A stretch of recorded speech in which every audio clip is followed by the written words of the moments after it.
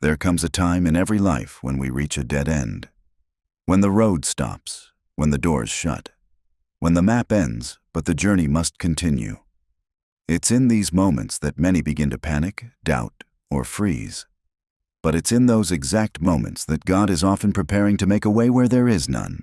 When there's no visible path, when there's no backup plan, when every option seems exhausted, that is where faith begins. And that is where God steps in. Let's go back to one of the most iconic no way out moments in the Bible. The crossing of the Red Sea in Exodus chapter 14. Moses and the Israelites had just escaped Egypt after centuries of slavery. They were finally free, finally moving forward. And suddenly, they were trapped. The Red Sea was in front of them, and Pharaoh's army was closing in from behind. The people panicked and cried out to Moses, saying they would have been better off as slaves in Egypt than to die in the desert. But Moses replied in Exodus 14:13-14, "Do not be afraid. Stand firm and you will see the deliverance the Lord will bring you today. The Lord will fight for you.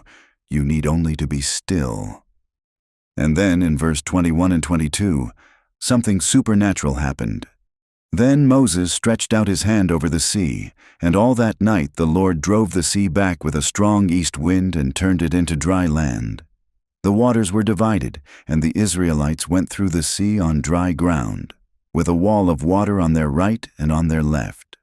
What looked like a death trap became a dry path, not because of logic, not because of military might, but because of God. Now, imagine Hagar in Genesis chapter 21. She had been cast out into the desert with her son Ishmael, with barely any food or water. When the water ran out, she placed her son under a bush and walked away, not wanting to watch him die. She wept. She was alone, forgotten. But then, in Genesis 21:17-19, it says, God heard the boy crying, and the angel of God called to Hagar, "Do not be afraid. God has heard the boy crying as he lies there." Then God opened her eyes and she saw a well of water. The well was there. She just couldn't see it. Sometimes the way has already been made. We just need God to open our eyes. Another example comes from the Israelites in the wilderness. After escaping Egypt, they found themselves in a desert. No cities, no farms, no markets. There was no food. And in the desert, hunger turns quickly to desperation. But Exodus 16:4 tells us, "Then the Lord said to Moses, I will rain down bread from heaven for you." And he did. Manna fell from the sky, fresh each morning. It wasn't delivered in a way they expected. It wasn't grand or luxurious, but it was enough. It was provision in a place where provision should have been impossible. Now bring this closer to home. Maybe you're in a place where there's no job, no money, no open doors. Maybe relationships have shattered, opportunities have vanished, and you're staring at what looks like a spiritual or emotional dead end. Maybe you feel like you're in a boat, but there's no water. You're ready to move, you want to go forward, but there's nothing underneath to carry you. You keep rowing, but all you see is dry land. That image of a lone figure in a boat, sitting helplessly, captures how many of us feel in the wilderness seasons of life. But in that same picture, we see something profound. A massive hand reaching down, carving a narrow stream of water through the land, just enough for the boat to move forward. That is what God does. He doesn't always drop you in a perfect pre-built highway. He carves a path as you move. He builds the way while you're already in motion. You may not see the end. You may not understand the process, but if you trust him, he'll shape the landscape itself just to get you where you need to go. And that's where faith becomes real. Hebrews chapter 11 verse 1 puts it this way, "Now faith is the substance of things hoped for, the evidence of things not seen." Faith is not believing because everything makes sense. Faith is not trusting because the map is clear. Faith is believing that even when there's no road, God will make one. Faith is rowing your boat on dry land because you trust that water will meet you halfway. The wilderness tests that faith. It's dry. It's uncertain, it's lonely, but it is also the place where some of God's greatest miracles happen. Moses didn't see the Red Sea part before he lifted his staff. He had to obey first. Hagar didn't see the well until she cried out. She had to be honest with her pain. The Israelites didn't find bread until they admitted their hunger. They had to trust that God hadn't abandoned them. Faith in the wilderness is uncomfortable. It means trusting when you can't trace Him. It means moving when you don't see results. It means sitting in a boat on dry land and believing that water is on the way. When we pray for direction, we often expect the answer to be swift, simple, and clear. We imagine God lighting up a straight road, no bumps, no detours, no fog. But God rarely operates that way. His ways are not our ways. His timing, His methods, even His destinations may not align with our expectations, but they are always right. One of the earliest examples of this divine detour comes from Exodus chapter 13, verse 17. The Israelites had just been released from Egypt, and they were ready for the Promised Land. The direct route from Egypt to Canaan would have taken only a few weeks, but that's not what God did. Exodus 13:17 says, "When Pharaoh let the people go, God did not lead them on the road through the Philistine country, though that was shorter. For God said, if they face war, they might change their minds and return to Egypt. Instead, God took them the long way, through the wilderness. He intentionally avoided the shortest, most logical route. Why? Because He knew what they didn't. He knew they weren't ready. He knew that hardship on the short road would have broken them.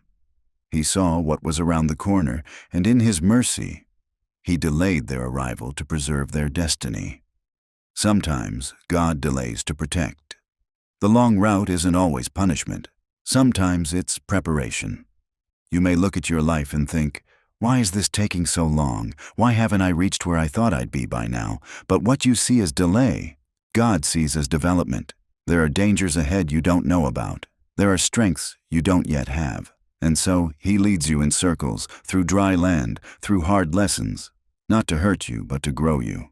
Now consider Isaiah chapter 43, verse 2. A powerful promise for the difficult road. When you pass through the waters, I will be with you. And when you pass through the rivers, they will not sweep over you. When you walk through the fire, you will not be burned. The flames will not set you ablaze. Notice what it doesn't say. It doesn't say if you walk through fire or water. It says when. It assumes hardship, it expects the flames, but it also guarantees presence. When you pass through the waters, I will be with you. Not distant, not silent, not indifferent, with you. Sometimes the way forward is through, not around, not over, not avoided, but through. Through the heartbreak, through the storm, through the confusion, through the betrayal, and yes, even through the fire. And in those moments we may not feel like He's present, but feelings lie. His promise remains. His path is often wrapped in mystery, but never in abandonment. The image we drew inspiration from earlier tells a deeper story than it seems.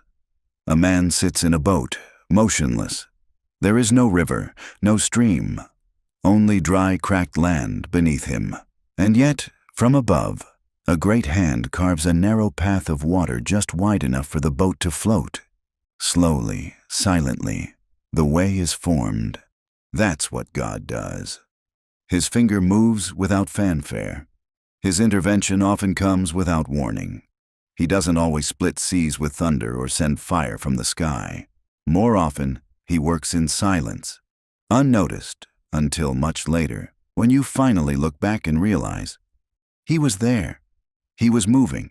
He was making a way the entire time. In 1 Kings chapter 19, Elijah runs into the wilderness, depressed and exhausted. He hides in a cave, begging for death. He expects God to speak in wind or fire or earthquakes. But in 1 Kings 19:12, it says, "After the earthquake came a fire, but the Lord was not in the fire. And after the fire came a gentle whisper." God moves in whispers, in quiet moments. in small details. While you're sleeping, while you're weeping, while you're working, you may not even know He's making a way until you're already walking on it. That's why the final key in this journey is trust. And not just trust when things are clear, but trust when they're not. Look again at that man in the boat. He's not rowing frantically. He's not steering wildly. He's not even panicking. He's waiting, hands on the oars, ready to move when the water comes. He doesn't know how deep the path will go. He doesn't know how far the stream will stretch. He doesn't know what lies ahead. But he believes the hand will keep carving. He trusts the source. That's your role too. You're not asked to part the waters. You're not responsible for carving the path. You're not even asked to understand the route. Your job is simply to stay in the boat and keep rowing in faith. Faith isn't flashy. Sometimes it looks like quiet obedience. Sometimes it looks like praying again, even when nothing has changed. Sometimes it looks like praising God in a room full of silence. Sometimes it looks like refusing to jump out of the boat, even when it feels like you're stuck on dry land. Don't jump when it gets confusing. Don't quit because it's slow. Don't abandon ship because the stream is narrow. God's path might look strange, winding through deserts, fire, or impossibly dry ground. But it's always leading somewhere, and it's always better than anything you could have charted on your own. In Proverbs chapter 3, verses 5 to 6, the writer says, "Trust in the Lord with all your heart, and lean not on your own understanding. In all your ways submit to Him, and He will make your paths straight." Trust, not logic. Submission, not control. That's how He makes the way. So when the way looks unfamiliar, or even painful, remember, that doesn't mean it's wrong. It might just mean it's God's way. And His way, no matter how strange, slow, or supernatural, is always the right one.